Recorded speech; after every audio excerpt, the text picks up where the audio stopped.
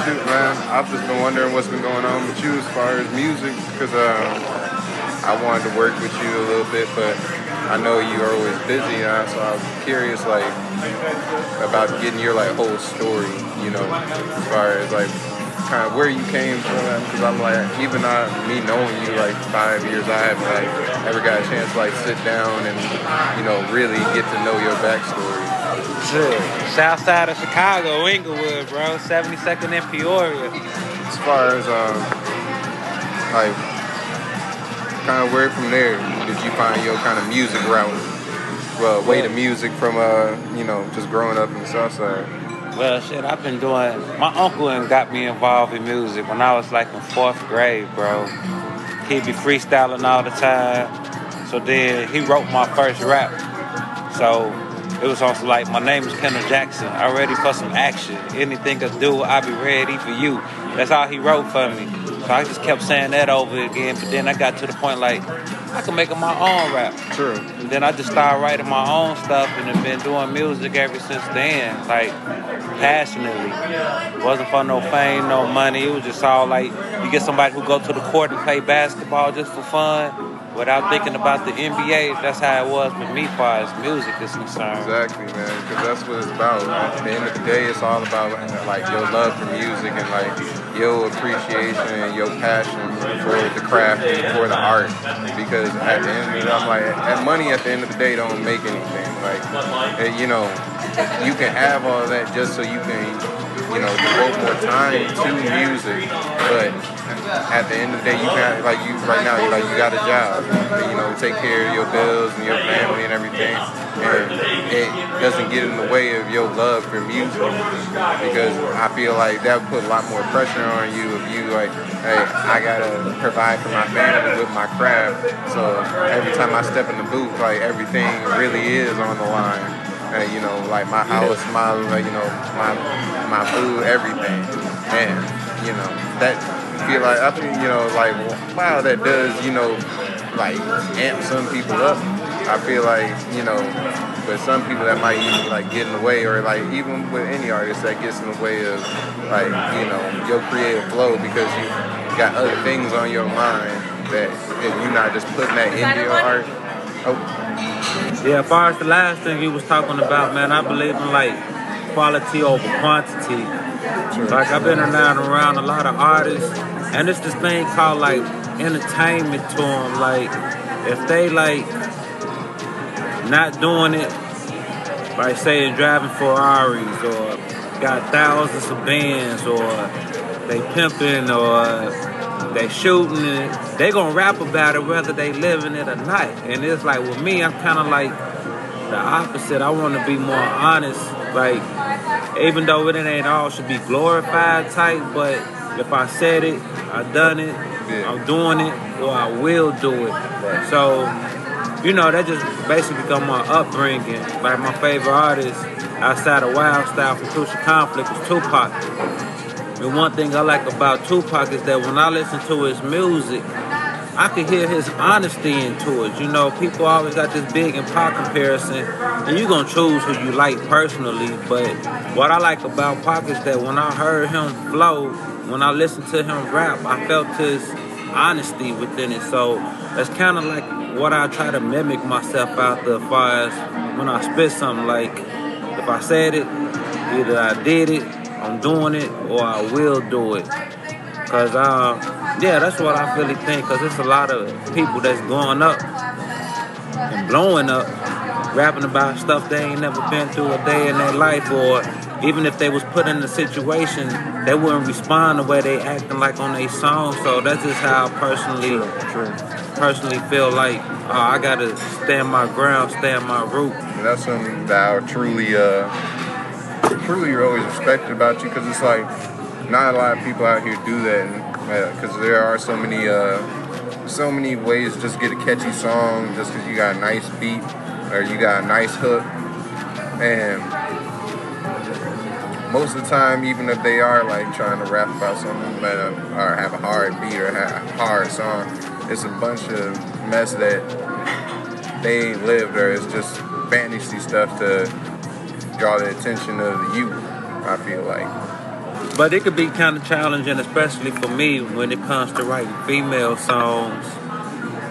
Cause I'm married, so my wife, I gotta keep her in consideration, but she gotta realize I got an audience too. So even though I'm married or whatnot, I can still take myself and put myself in a position like, well, when I'm with you, this is how I feel, and try to speak it in a way that everybody could relate without making it personal. I'm more on the LL Cool J side of things, like want to romance people off the beat. I'm not really with the you a bitch, you a hoe, I'm gonna bust your ass now. I don't really want to come at it like that. So, but yeah, that could be a little bit challenging because you get attention and your girls be like, who is that girl and this and that for? So, but honesty, man, just how you really feel. I feel like you can rap about anything if you just be honest about it, even when it comes to drugs. You know what I'm saying? You could be like, you could never sold drugs and write about drugs. You could talk about how the person 2 doors down for you growing up got strung out in the ambulance, had to get her. Or you could talk about like, I tried to sell it once, but then I was like, nah, I got too paranoid, don't want to do it no more. Or you could talk about, oh yeah, I blow high, I blow, I smoke, I don't serve. Or you could talk about however, as long as you're honest with it. I just feel like a lot of people ain't honest, they just following what's hot right now or whatnot. But that's just me personally though. Honesty is, I feel like, the best way hit the start. Those are the only artists right now to me that stick out or blow up to me. Are ones that I can hear your honesty in the music. And even with like I see kind of like a lot of the beats I see you use or might be like older or like West Coast, I think like would be like the terminology. West Coast. It's a mixture. Cause I try to be versatile with it. Yeah, cause so I see I do see a plethora of different like types of beats and songs that you do. I've always just noticed that that's your like personal favorite. I think that when I see you kind of like go the hardest on. Like I grew up in Chicago, so Twister, Kosher Conflict, Count One. Even Shauna. We got that twisting style, represented for the winter city, even if somebody else, we twist, we rap fast. So that's what I grew up on. So that's my go-to type style. But when I came out here to Northern, they used to have open mics. And a lot of people out here had that East Coast, New York type style of rapping. So I get up there and perform, they go crazy. Somebody else get up and perform, go crazy. So now it's a tiebreaker. Now when it came to the tiebreaker, they wasn't playing that Chicago beat for me to rap fast to. Yeah. They was playing New York, Jadakiss type, Styles P type, just that New York flavor, Method Man and them. Right. I wasn't rapping slow to them type beats. And I would lose just because I felt like it's favoritism. But it is what it is. So I had got to a point in my mind where I said, I don't care what beat they put on, I should be able to rap to the beat and still go off. Whether it's an East Coast, West Coast, Midwest, Detroit.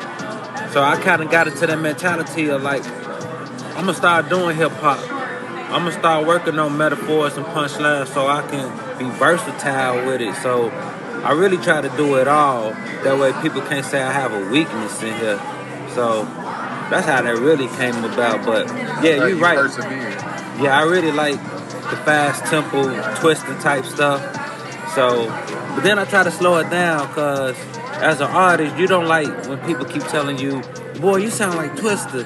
Boy, you sound like Kosher Conflict. Even though I looked up to him, it's like, dude, I need my own identity. Right. I need to stand out somehow. So I purposely slowed it down because a lot of people was telling me, it sounds good, but I don't understand what you're saying. You rapping too fast. So I wanted to take away that criticism too. So I caught myself slowing it down. Then I rap a little bit slow so that I can pronunciate my words a little better. But then at the same time, I don't throw it away. I rap slow, speed it up. Slow it down, speed it up, slow it down. Still trying to find my identity. So Yeah, that's how I basically started hitting beats and words and rhymes and stuff like that. That's what I understand, especially right now, finding my own sound. Like, whether it be hi-hats on a certain beat, or for me, maybe like an 808 might be where I go in. It just depends on the beat, and just depending on like what I'm feeling at the time. And so I can completely understand that you need to change a little bit just from not wanting to sound too similar to even somebody you might look up to. Mm-hmm. So, what was your like first gig or like first show? Yeah, I gotta think. I think I was always rapping, man. Like on the block, this block, hey, spit something, rap something. I think everything was huge to me. Like we used to have this record store on the 73rd in Peoria, and Twister came up there. So everybody in the neighborhood was coming to grab me, like, hey, Twister, come over here, you gotta show him off. But his manager didn't let him rap for whatnot. So, I was constantly doing things. I think my biggest thing that made me really feel like I could really go somewhere was like when I opened up for NIU homecoming, cause it was packed. Every seat was full. It's like, okay. And then they had me to open up. So I was the first opening act. So I got on the stage. So I started rapping, and my hook, I had a hook like, as I walked through the day in the night, pray for my life. Finally I came to the light. I won't for nobody, cause nobody is the body that somebody with a cup of shit that gave to Christ. As I walked through the day in the night. And while I'm doing that, everybody in the audience started going like, crazy. Cause everybody at NIU was rapping New Yorkish. So I was the only one with that Chicago swag, which benefited me. So they started going, I couldn't even hear the hook. I couldn't even hear the beat. And I just like, I hope I don't mess up. And I got standing ovation. Everybody was going crazy. So to me personally, that was my greatest feeling, my first greatest feeling ever. When I stepped on that stage and NIU was packed out and they started screaming and yelling. I think that was the coldest moment. It's insane. It's insane. Yeah. Unexpected. Talking about butterflies, nervous. And then everybody just going crazy, screaming so loud you can't even hear the beat no more. You hope you saying your chorus right to the beat, because they drowned me out. That's how loud they were screaming. So I think that was my first thing that made me say, my first show that made me say, hey, I love this shit, y'all. I gotta keep doing this, though. Right. I think that's what it was.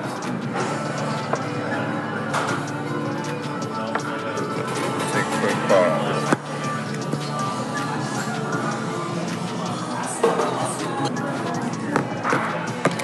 But yeah, back to the interview, because that's the main reason we're here. That's why I'm curious, man. Like, what shows are you like scheduling up for yourself? Like, what's your schedule looking like for this year? 2020, the new decade. 2021, I'm getting back into it, man. I took a break off from it. I'm all about the money, as far as providing for my family, shoes, clothes, living life and enjoying life. So I was more focused on that, basically. But I got opportunities left and right, come perform here, come perform there. So for right now, I'm thinking about going to New York. I got an opportunity to perform out in New York. Now I gotta think about this. I gotta think about that. I want to pay for this hotel tonight, cause what they paying me to come perform, it ain't really much of nothing. But it's the opportunity I'm looking at.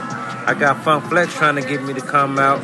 Well, I'm in this. He got this little competition, so I made it past the first round. So I'm in the second round. So it's like I gave it up, but I didn't give it up. But I want to do more with it now, especially because my son doing it. So it shows everywhere, bro. Don't get me wrong. Like, it shows everywhere. And it's like I done opened up Bone Thugs and Harmony, Twister, Do or Die, Cat One. You know, so it's like I done did little things that made me say, oh, But it didn't really get me nowhere, you know what I'm saying? Cause even you think you'll do a song with show with Bone or Twister or Kushton, you think, oh, I'm finna get on now cause I did it. No, they just like you. They trying to do their own thing and they still trying to get money and they still trying to make a name for themselves. It's just something that you can add to your accolades. So I'm more so like, what is this doing this show gonna do for me? But as I want to gain more popularity and I want to gain more fans, I got to do more shows now because it's a whole different generation. This generation don't know me like the generation that I grew up with. So I got to get out there in front of their generations and show them like, hey, this is why he BroGod I is, because this dude can get down. So I'm going to do some shows.